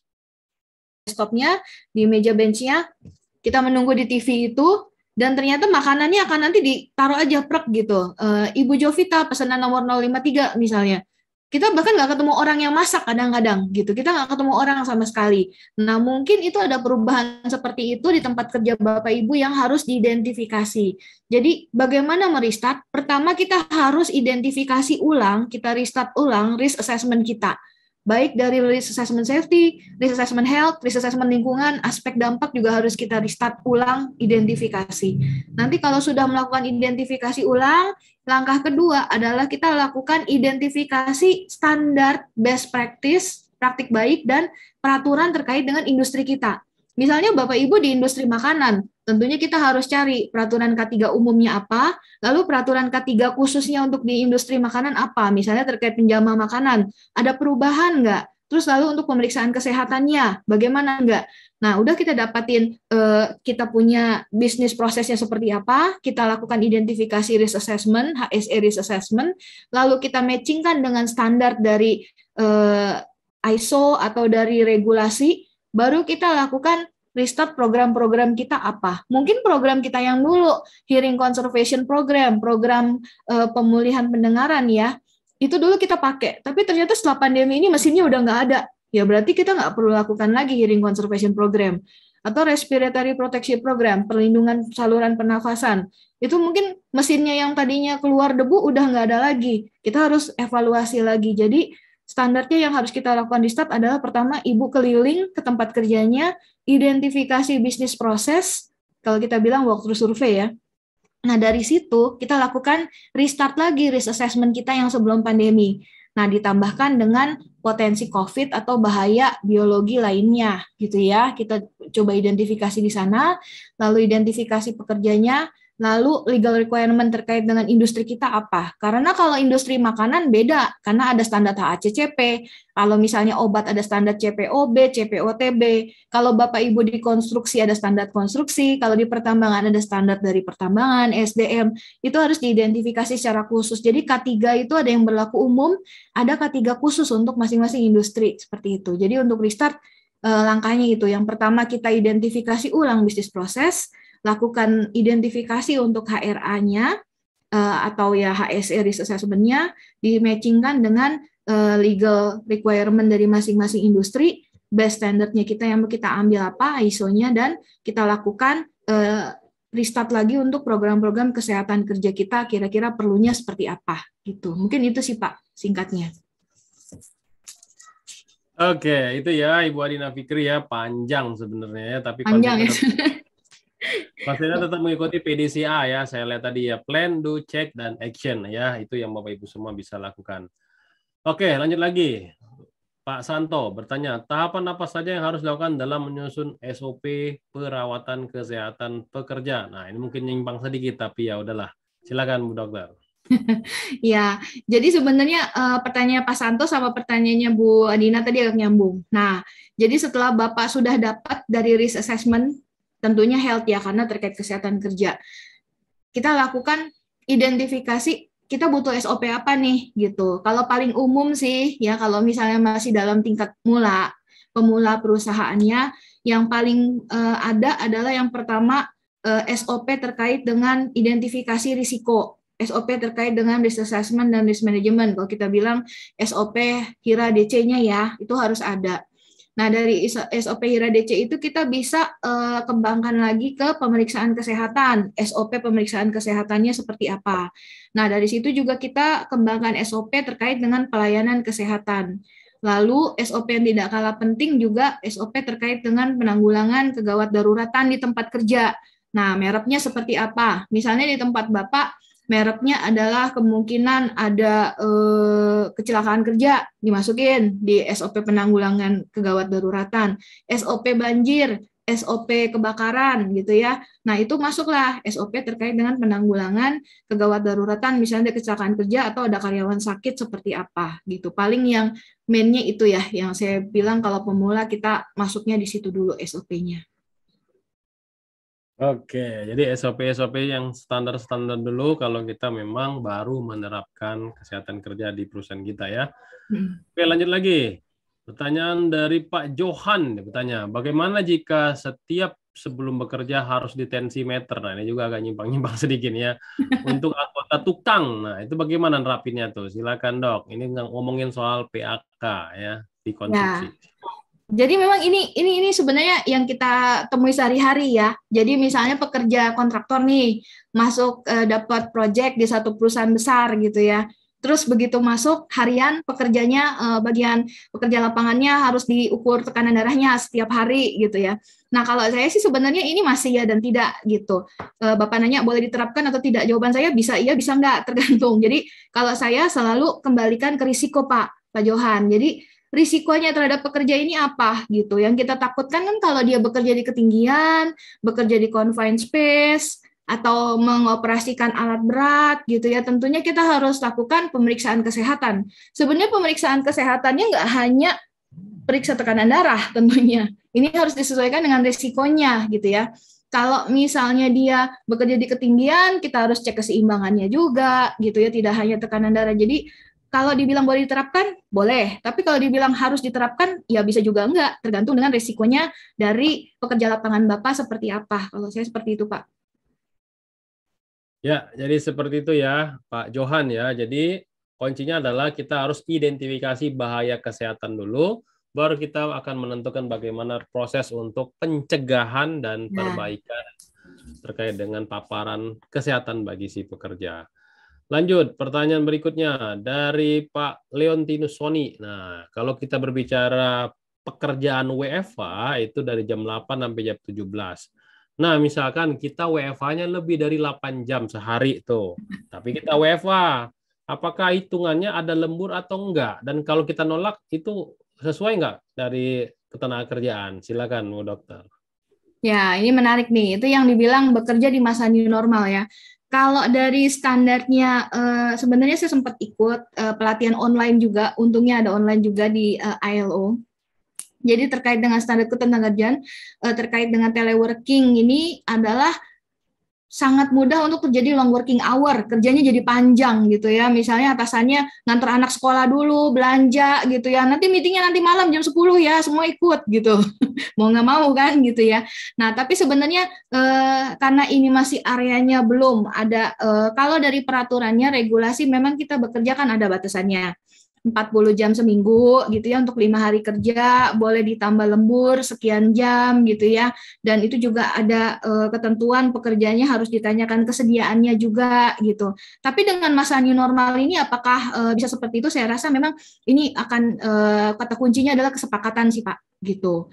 Jadi karena ini masih ranah yang belum diatur secara apa ya, kalau dulu kan aturannya itu lebih karena kalau kerjanya tatap muka ya, datang gitu ya WFO. Tapi kalau misalnya terkait dengan di rumah, terkait dengan uang lembur atau menolak, saya rasa ini berdasarkan dengan kesepakatan aja. Karena memang dari ILO sendiri sebenarnya ini didasarkan dari kesepakatan. Jadi ini yang perlu kita restart Pak. Lakukan duduk bersama lagi dengan semua manajemen di tempat kerja.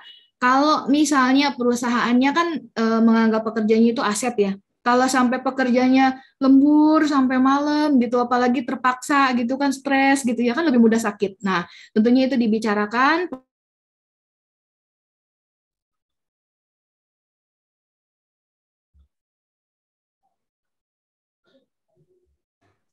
Ya, tapi kalau kerjanya lama ya, kalau terus menerus, apalagi ya saya sih bisa bilang nggak sehat sih seperti itu. Oke. Jadi gitu ya Bapak Ibu semua ya. Jadi harus ada kesepakatan. Saya pun misalkan sebagai owner ya, bisnis owner, ngelihat orang kerja di rumah, kita pun kadang bertanya-tanya apakah orang ini memang benar kerja dari jam 8 sampai jam 17. Karena belum ada tools yang bisa mengontrol ya si pekerja itu kerja di rumah itu benar-benar kerja atau enggak gitu loh. Nah, bisa jadi dia tidur-tiduran pas kerjanya baru jam 17. Nah, kecuali memang perusahaan tersebut sudah mempunyai sistem yang kuat, ya di layarnya itu bisa kelihatan dia kerja atau ada bisa kontrol dari kantornya. Ada tuh beberapa perusahaan yang sudah melihat orang ini kerja apa enggak dari layar monitornya, yaitu kan harus menampilkan kameranya gitu kan. Nah, itu mungkin bisa dikontrol seperti itu. Tapi kalau belum ada tools yang kuat untuk mengevaluasi si pekerja itu memang beneran kerja dari jam 8 sampai jam 17, nah kembali lagi kata Bu Dokter tadi, ada kesepakatan antara perusahaan dengan pekerja itu sendiri ya. Silakan rules-nya diatur di internal perusahaan. Lanjut lagi. Pertanyaan dari Pak Abdul Samad ya. Jika seorang pekerja mengalami PHK dan bersangkutan dirumahkan, apakah orang tersebut mendapatkan hak-hak dia sebagai pekerja? Wah, ini dalam banget nih. Silakan dok, Bu Dokter.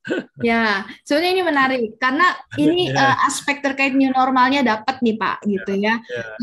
Sebenarnya yang saya ketemuin kasusnya bukan PHK Pak Abdul Samad. Jadi ini pekerja dia di masa-masa pandemi dia meeting dengan headquarters di Belanda, jamnya beda sekitar 6 jam. Terus dia matchingin jam dengan yang di luar juga di Amerika juga, dia meetingnya agak malam jatuhnya gitu.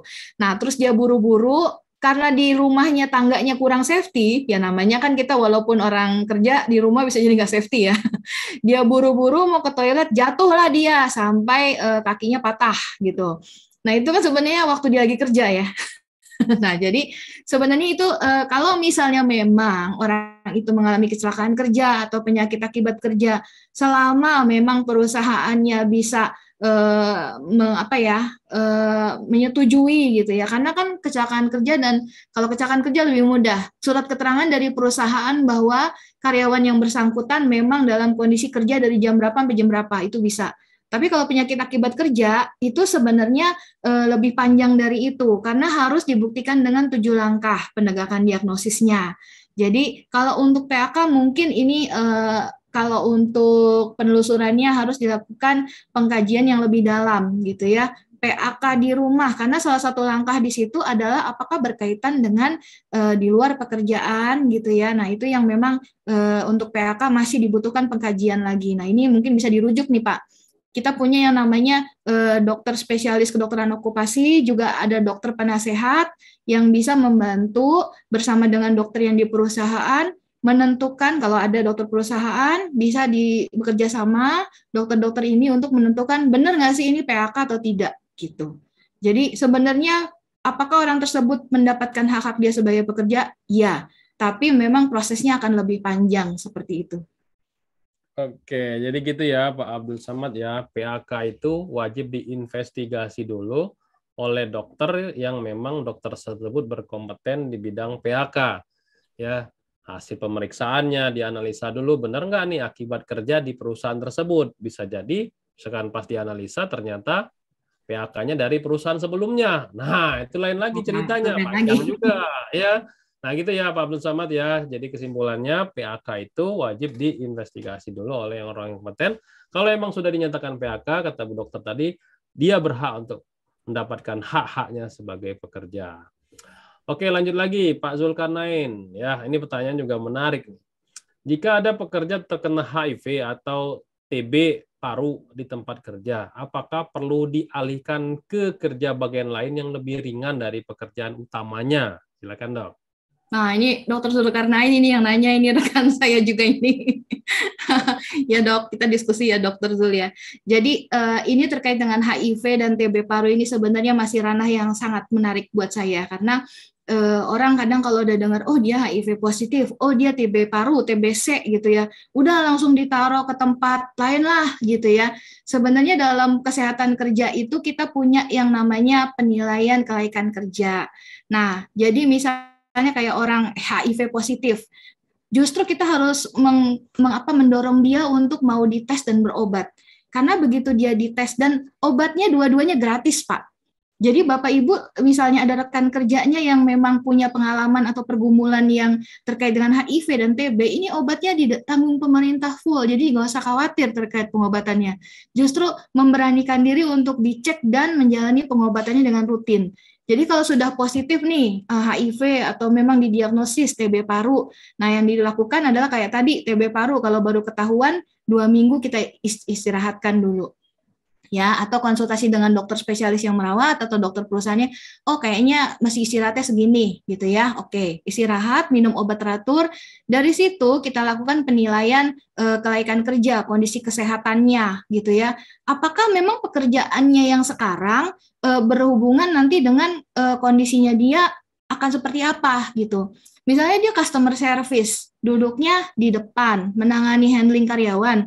Dia mau TB paru positif, dia mau HIV-nya statusnya positif, kita matchingkan dengan pekerjaannya dia gitu. Akan menular ke yang lain nggak? Kalau misalnya TB paru kan dia diobatin mestinya 2 minggu, itu sebenarnya penularannya sudah bisa diyakinkan ya. Mungkin sudah diobati, itu kita juga ada landasannya gitu. Tapi kalau orang HIV itu sebenarnya penularannya kan lewat darah gitu ya, atau cairan tubuh. Tentunya kalau dia customer service kan tidak ada peluang-peluang untuk menularkan itu.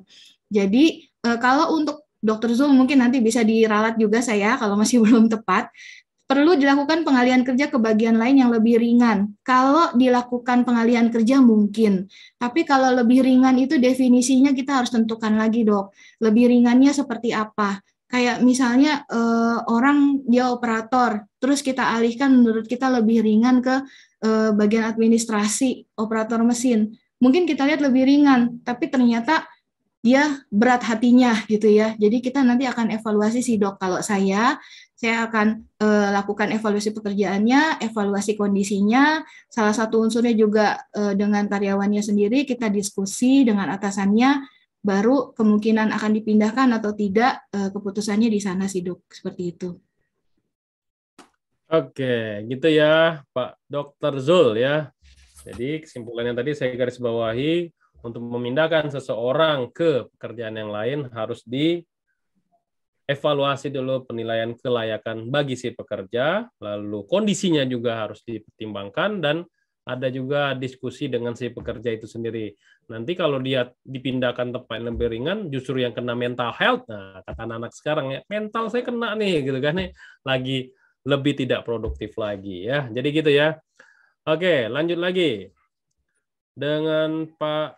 Oke, kalau misalkan dari Pak Parwijanto, kalau misalkan di dalam perusahaan tersebut hanya 5 orang saja ya, perusahaannya adalah perusahaan konsultan, apakah sistem yang kita jelaskan tadi itu masih berlaku juga, Dok? Silakan, Dok.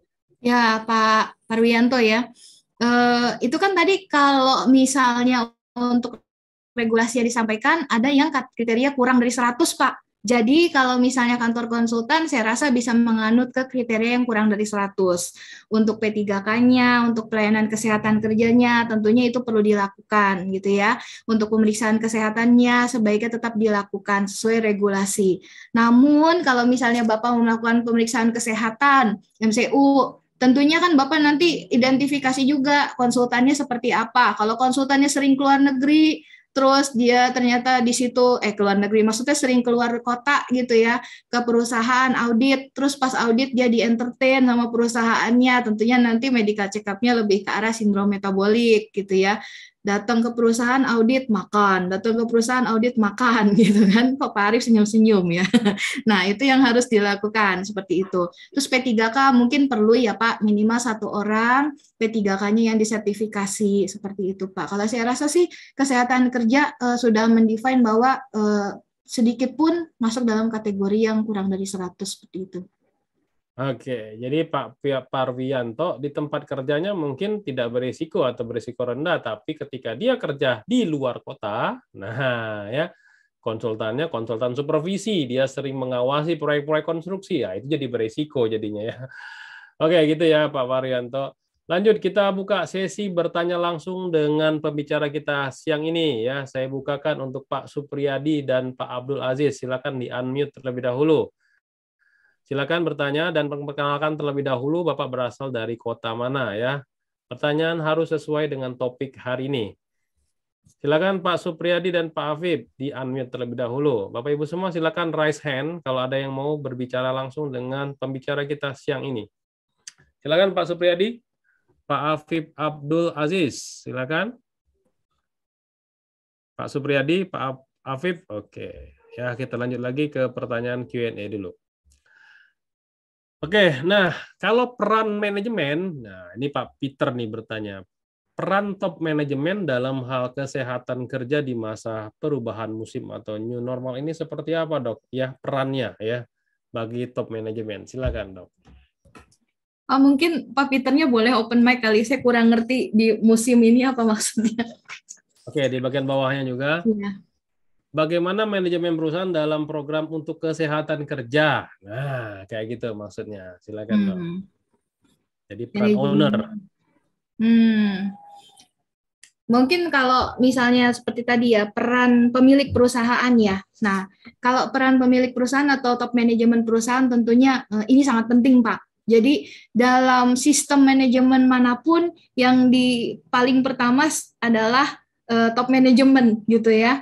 Jadi pertama yang bisa top manajemen lakukan adalah punya kepedulian dulu Pak terkait pekerjanya, bahwa setiap pekerja Bapak adalah aset, bagaimanapun dia bekerjanya, apapun pekerjaannya, dia adalah aset. Nah, jadi Bapak sudah melakukan kepedulian, Bapak membuat yang namanya kebijakan terkait kesehatan kerja, K3 sih ya, biasanya saya kebijakannya gabungan, jadi K3 lingkungan, nah di situ nanti saya masukin tuh. Jadi buat kebijakan bahwa kami akan melakukan upaya K3 tidak mendiskriminasikan pekerja yang sakit seperti itu. Pokoknya kebijakan itu Bapak tanda tangani bersama perwakilan karyawan. Lalu yang Bapak bisa lakukan adalah mendukung program kesehatan kerja atau K3. Jadi kalau di K3 itu diregulasi ada yang namanya P2K3, Pak. Nah, P2K3 itu adalah satu susunan kepengurusan antara manajemen perusahaan, perwakilan pekerja, dan HSE-nya atau orang K3-nya. Nah, P2K3 ini akan meeting setiap bulan untuk membahas masalah-masalah terkait K3, ya. Bisa ditambahkan lingkungan juga kalau saya. Jadi mulai dari sering ketemu tiap bulan, melakukan rencana kerja, pembahasan dari rencana kerja tersebut, itu mungkin sudah bisa cukup membantu untuk tim K3-nya dan pekerjanya sih Pak, seperti itu. Oke, jadi manajemen itu lebih ke arah ke kebijakan, ke penekanan program, misalkan dibawa ke rapat P2K3 atau rapat tinjauan manajemen. Dan yang gak penting lagi adalah manajemen adalah memberikan anggaran ya bagi tim K3. Itu yang paling penting. Percuma kita buat program K3 yang bagus dan benar, tapi anggarannya tidak disetujui ya. Nah, itu peran manajemen harus ada peduli terkait dengan anggaran K3 ya. Oke, lanjut. Pertanyaan dari Pak Arwansyah. Nah, Pak Arwansyah masih bertanya lagi mengenai jam kerja ya. Apabila ada jam kerja lebih dari 8 jam karena tuntutan urgen pekerjaan dan melebihi batas normal, apakah mempunyai hak atas lembur atau penolakan? Nah, ini mungkin dijelasin lagi yang tadi, Dok. Silakan.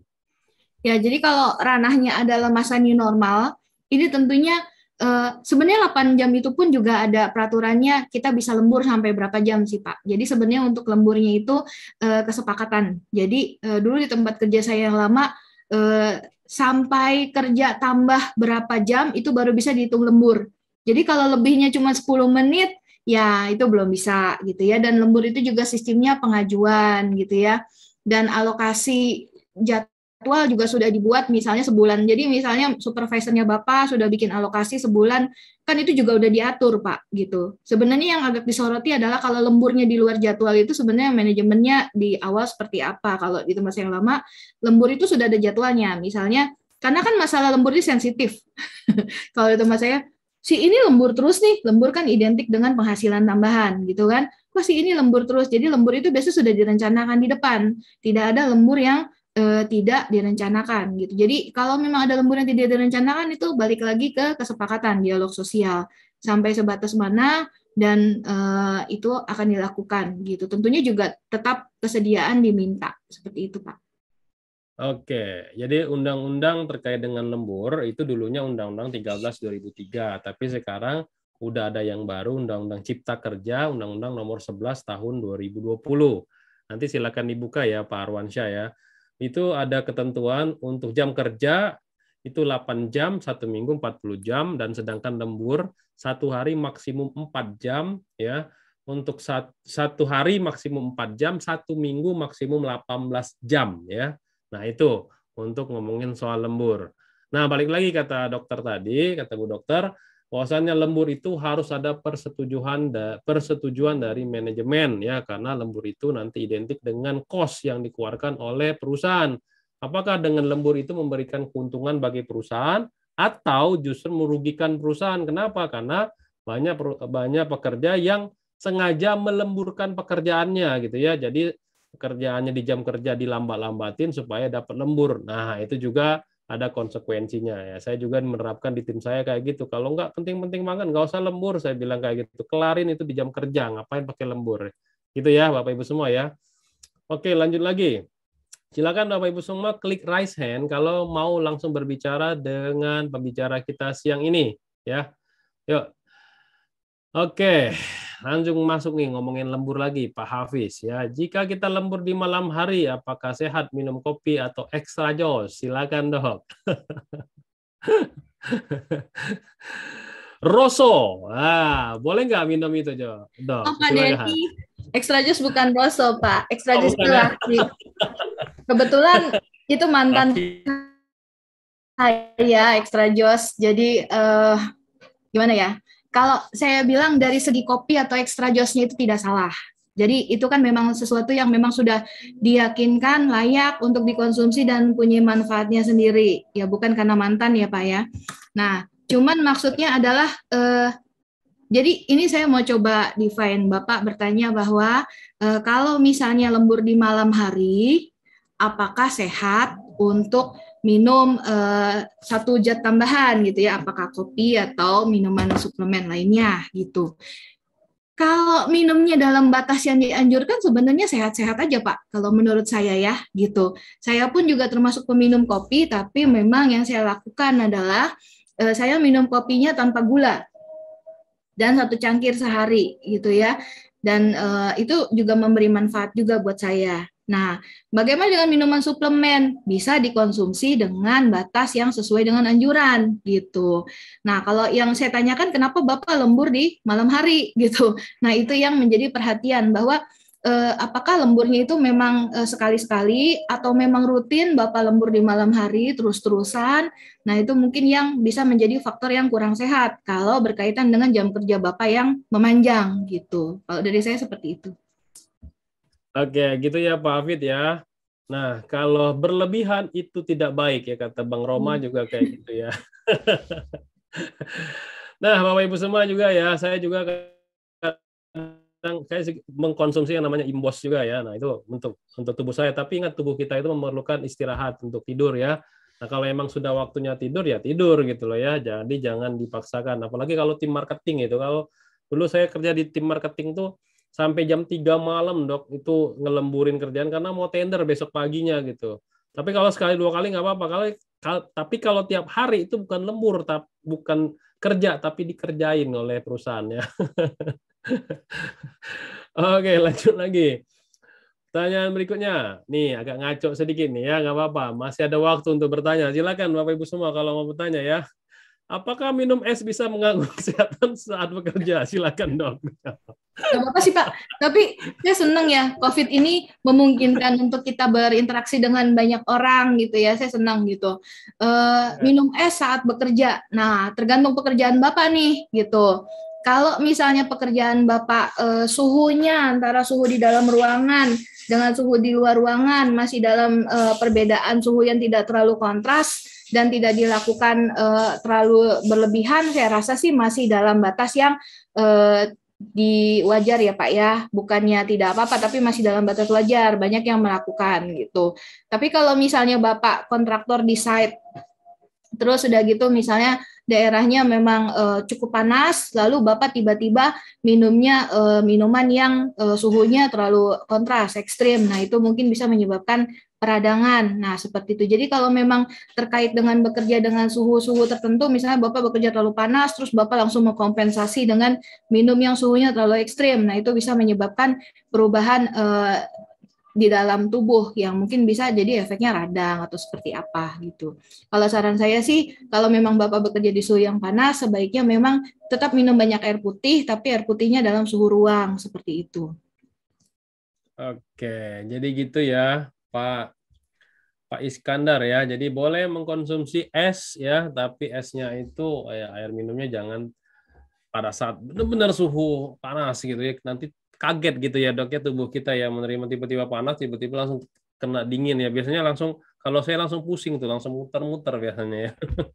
Dan memang suhu ruang lebih baik sih Pak, kalau untuk maksudnya adalah hidrasi ya. Kalau hidrasi kita pakai suhu ruang. Tapi kalau memang fungsinya rekreasi, pengen nyobain es gitu ya sekali-sekali ya mungkin masih ya terserah masing-masing gitu ya. Oh gitu ya. Jadi gitu ya. Nih saya juga dapat info ya. Maksudnya dapat informasi yang sangat baik sekali nih. Kadang saya juga melakukan itu Dok ya. Ternyata nggak boleh ya kalau kita lagi panas banget langsung minum es ya langsung kena radang gitu ya. Jadi memang harus dinetralkan dulu baru bisa. Ada perbedaan itu ya, perbedaan suhu ya. Oke, lanjut lagi. Ibu Adina Fikri ya, bertanya nih mengenai MCU berkala, itu kok di perusahaannya ada prioritas bagi yang udah tua, tapi yang muda itu nggak di MCU berkala ya, padahal sama-sama berpotensi kena PHK. Nah itu gimana menurut Bu Dokter? Silakan. Ya. Baik Bu Adina, nah ini nih mulai nih ya, semangat ya. Jadi kalau misalnya medical check up tadi yang disampaikan memang kita minimal tiap karyawan dilakukan paling sedikit 1 tahun sekali. Tapi memang pemeriksaan kesehatannya itu tidak sama Bu. Jadi antara yang usianya lebih muda dengan usianya yang lebih tua itu kita harus bedakan dari resiko individu, berarti dari segi usia, ya kan? Nah, kalau misalnya memang perusahaannya nanti bisa pendekatan dengan perusahaannya, buat yang muda tetap dilakukan pemeriksaan kesehatan, namun lebih disesuaikan dengan faktor individu, misalnya usia, lalu juga disesuaikan dengan pekerjaannya gitu. Jadi kalau misalnya ibu sama-sama administrasi, bekerja di kantor, di meja, nah tapi yang satu usianya 20, yang satu usianya 50, tentunya nanti akan ada perbedaan paket pemeriksaannya. Tapi memang sebaiknya yang muda tetap dilakukan pemeriksaan, misalnya pemeriksaan fisik, laboratorium sederhana, pemeriksaan yang disesuaikan dengan pekerjaannya gitu. Dan itu sebenarnya dari PJK 3 tidak bisa kok, kalau Bapak Ibu bekerja sama dengan PJK 3, dokter dari PJK 3-nya akan bisa mengatur paket apa yang paling cocok gitu ya. Jadi terkait biaya sebenarnya bisa didiskusikan lebih lanjut. Tapi kalau dari saya, dari regulasi tetap karyawan muda atau lebih tua itu tetap dilakukan pemeriksaan kesehatan seperti itu. Oke, jadi Bu Adina silakan nanti buka regulasinya Permenaker nomor 2 tahun 1980 mengenai pemeriksaan kesehatan bagi tenaga kerja. Memang di regulasi tersebut ada pembeda antara usia di bawah 40 dengan di atas 40. Tapi kata Bu Dokter tadi betul, sebelum melakukan pemeriksaan kesehatan pastikan perusahaannya melakukan identifikasi bahaya paparan bagi kesehatan si pekerja dulu, sehingga apa yang diperiksa itu akan mengena terkait dengan ada nggak potensi terjadinya PHK ya, jadi dideteksi secara dini di tempat kerjanya apakah ada potensi terjadinya PHK. Nah itu tujuan dari MCU di perusahaan.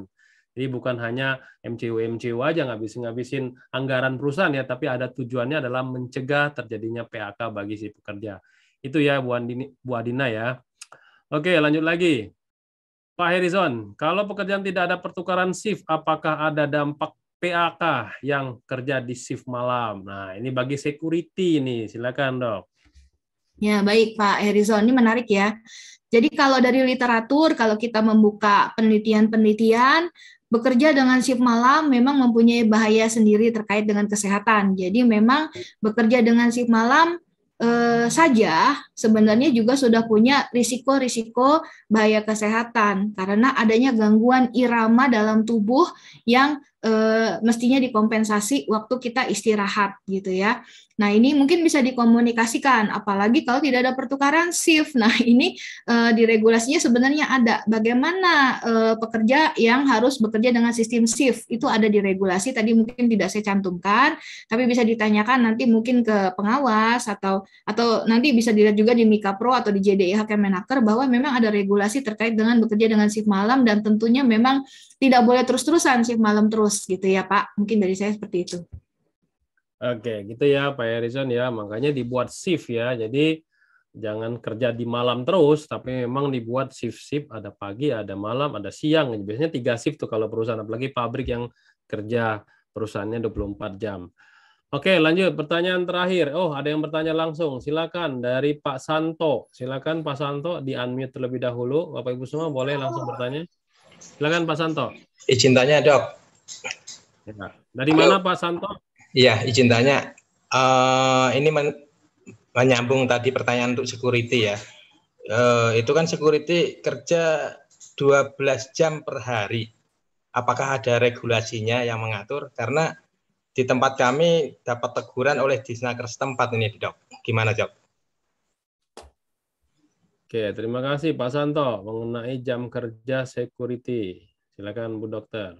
Ya, jadi Pak Santo terkait dengan beberapa jenis pekerjaan, salah satunya terkait dengan pekerja di tambang juga saya tahu memang jam kerjanya memanjang. Jadi ada jam kerja memanjang yang memang ada peraturannya juga, regulasinya juga, nanti Bapak bisa cari di portal-portal peraturan K3 bahwa memang ada pengaturan terkait dengan jam kerja panjang. Memang ada pekerjaan-pekerjaan yang tertentu yang memang jam kerjanya panjang, tapi mendengarkan dari yang Bapak sampaikan bahwa memang dari pengawas sudah ada kekhawatiran terkait hal ini. Mungkin saran saya coba dialog lagi dengan pengawasnya, minta diberikan ini landasannya dari mana, sehingga kalau kita sebagai orang HSE kan sebenarnya segala sesuatu kita masukkan, kita terima ya. Tapi memang waktu menyampaikan ke manajemen, ke karyawannya juga pasti kan juga akan komplain gitu. Kok saya tiba-tiba begini? Manajemen juga akan, kenapa mesti begini ya Pak, Bu, gitu ya Dok, gitu. Nah itu kita minta landasannya, peraturannya, landasannya dari situ nanti kita diskusikan dengan manajemen. Kalau saya seperti itu sih Pak, gitu. Tapi memang ada profesi-profesi tertentu yang jam kerjanya lebih panjang, nggak 8 jam, seperti itu. Oke, Pak Santo, silakan buka di Undang-Undang Cipta Kerja, Undang-Undang 11 tahun 2020. Memang yang terbaru itu, 1 hari itu kerja 8 jam normalnya ya, lemburnya itu maksimum 4 jam. Jadi kalau 8 tambah 4 sebenarnya sah ya, 12 jam. Tapi 12 jamnya tidak bisa untuk 5 hari atau 6 hari full. Kenapa? Karena hitungannya 1 minggu itu wajib 18 jam. Ya, jadi 4-4-4, 3-3-3 kayak gitu mungkin ya, atau 4-4-4-4, 2-2-2 mungkin kayak gitu ya. Jadi tidak bisa 12 jam dalam 5 hari ya. Nah, itu ada Undang-Undang Cipta Kerja nomor 11 tahun 2020 ya. Maksimum lembur itu adalah 18 jam dan maksimum kerja waktu normalnya itu 8 jam 1 hari, 1 minggu 40 jam ya. Jadi gitu ya, Pak Santo. Lanjut lagi. Nah, ini ngomongin soal Afif Abdul Aziz. Tadi mau bertanya langsung, mungkin terkendala komunikasi. Pak Afif ini kerja di HSE Officer Konstruksi. Nah, penggunaan masker itu biasanya kalau di tempat yang panas, cuaca panas itu jadi ngap, Dok. Nah, itu kayak saya pun juga ngap kalau sudah di tempat panas, kerja di panas-panas pakai masker. Makanya kalau saya keluar itu kadang nggak pakai masker. Nah, itu menurut dokter gimana tuh? Ini khusus pekerja konstruksi ini yang kerja di luar area ya. Apalagi kata Pak Jokowi katanya kalau di luar boleh nggak pakai masker. Nah itu gimana Dok? Silakan. Ya, jadi ini sebenarnya dalam waktu dekat ini mungkin sedang dikaji. Saya tahu beberapa ahli sedang mengkaji untuk peraturan masker ini. Seperti yang kita tahu di beberapa negara sudah tidak mewajibkan pemakaian masker untuk di area luar. Nah, kalau saran saya sih, memang segala sesuatu itu kan harus ada apa ya namanya ya, pengkajian atau pertimbangannya gitu. Nah, kalau saya sih akan diskusi dengan manajemen terkait dengan masukan ini ya Pak. Kalau kita kan HSE memang menerima masukan, diskusi dengan manajemen, kita matchingkan dengan peraturan. Mungkin yang bisa kita ajukan adalah semacam kayak internal disclaimer ya.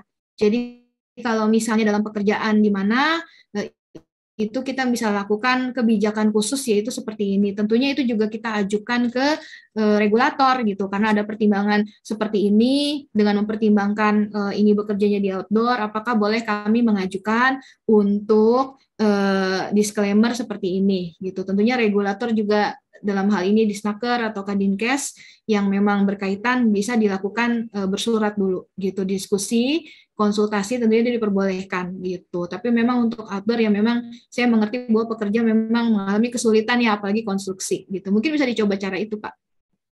Oke, gitu ya Pak Abdul ya, tetap wajib ada koordinasi. Saya pun kalau jogging gitu ya, olahraga di luar, apalagi lari gitu ya, jogging pakai masker tuh kayaknya lucu aja gitu loh. Mulut kita udah ngos-ngosan ditambah tutup lagi gitu. Nah, itu menjadi pertimbangan juga buat teman-teman semua yang kerja di sektor konstruksi memang benar-benar terbuka gitu ya. Itu jadi ngap ya. Oke, sekarang sudah pukul 3, silakan Pak Arif, saya kembalikan. Terima kasih Dr. Jovita dan juga Pak Denny, luar biasa teman-teman hari ini ya, aktif sekali. Dan ini sangat seru nih, tapi karena waktu yang memisahkan kita, akhirnya kita tutup juga untuk sesi hari ini. Sebelum kita closing, mari sama-sama kita dengarkan terlebih dahulu closing statement dari pembicara kita kepada Dr. Jovita, dipersilakan. Terima kasih Pak Denny, Pak Arif, atas kesempatannya saya diperbolehkan untuk sharing pada hari ini. Mungkin dari saya terkait program kesehatan kerja di masa new normal ini merupakan satu tantangan sendiri, di saat yang sama merupakan peluang juga bagi kita semua praktisi K3 di perusahaan. Tentunya kalau saya boleh rekap, banyak perubahan yang akan kita lakukan, tentunya itu harus dilakukan identifikasi ulang, lalu kita matchingkan dengan peraturan yang ada karena banyak yang mulai berubah, lalu dari situ kita lakukan identifikasi risk assessment, dan kita lakukan kembali rencana K3 kita rubah lagi, yang sudah tidak perlu kita buang, yang baru kita tambah. Nah, terkait dengan program kesehatan kerja, Bapak Ibu tidak perlu khawatir, karena itu bisa didiskusikan dengan tim dari dokter kesehatan kerja. Jadi sekarang dokter kesehatan kerja Indonesia ada berbagai organisasi profesi, ada IDKI, ada Perdoki, dan juga bisa nanti konsultasi karena dokter-dokter ini sebenarnya senang kalau dimintain konsultasi gitu ya. Jadi kalau saya tadi lihat pertanyaan banyak, sebenarnya saya senang gitu karena ternyata bisa ada hal-hal seperti itu di lapangan. Jadi kalau Bapak Ibu ada kenal dengan dokter-dokter perusahaan, nggak usah khawatir untuk WA nanya gitu ya. Kayak misalnya di klinik atau apa tahu gitu ya, silahkan ditanya aja gitu ya untuk mendapatkan pengalaman yang lebih jelas. Nah kalau medical check up saya tetap sarankan walaupun lebih murah usahakan tetap ambil yang PJK 3. Kenapa? Kalau dengan Bapak kerjasama dengan klinik atau rumah sakit yang sudah PJK 3, Bapak Ibu udah dapatnya bersih gitu ya. Dia mungkin bisa melakukan risk assessment, bisa bikinin pedoman, bisa bikinin paket, bisa melakukan risk assessment sesuai SDM-nya jelas, hasilnya juga jelas, dan bahkan nanti bisa ada bonus gitu di belakang gitu kan. Jadi dibandingkan Bapak Ibu bayar satu fasilitas kesehatan yang belum PJK 3, Bapak Ibu juga yang bikin paket, Bapak Ibu yang nanti hasilnya belum tentu sesuai gitu ya, follow up-nya nggak jelas.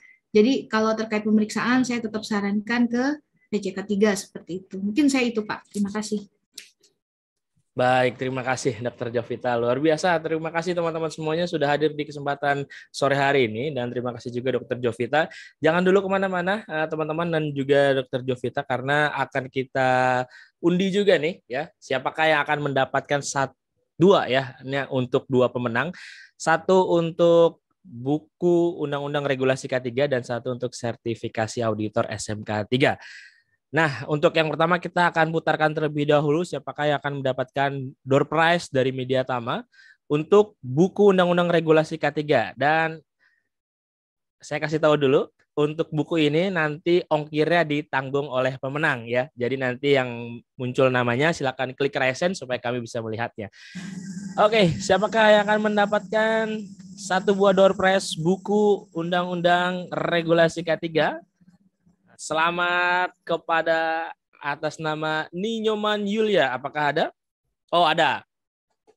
Sip. Selamat kepada atas nama Ninyoman Yulia Larantika mendapatkan satu buah buku Undang-Undang Regulasi K3 persembahan dari Mediatama Academy dan ongkir ditanggung oleh pemenang. Nah, kemudian satu lagi yang akan mendapatkan door prize sertifikasi auditor SMK 3. Dan ini syaratnya harus pernah mengikuti sertifikasi ahli K3 umum terlebih dahulu. Oke, siapakah yang akan mendapatkan door prize sertifikasi auditor SMK 3? Selamat kepada